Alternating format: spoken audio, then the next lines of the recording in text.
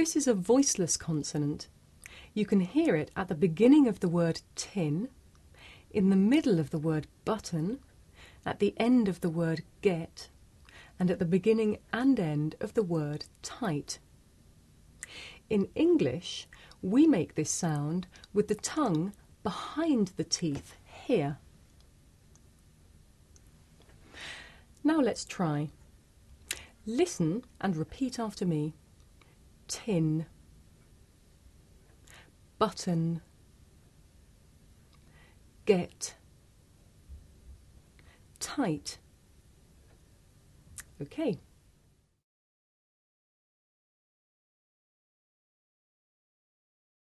Now you may find it difficult to hear the difference between this voiceless sound that you can hear at the beginning of the word tin and its voiceless partner that you can hear at the beginning of the word din. Listen carefully to hear the difference. For each example, I shall say the word with the voiceless sound first. Tin, din, to, do, town, down, ate, aid, bet, bed. Did you hear the difference? Perhaps you can also see the difference. Watch this. Tin, din. Did you notice how the puff of air at the beginning of tin makes the paper move? Watch. Tin, din. Now let's practice these examples.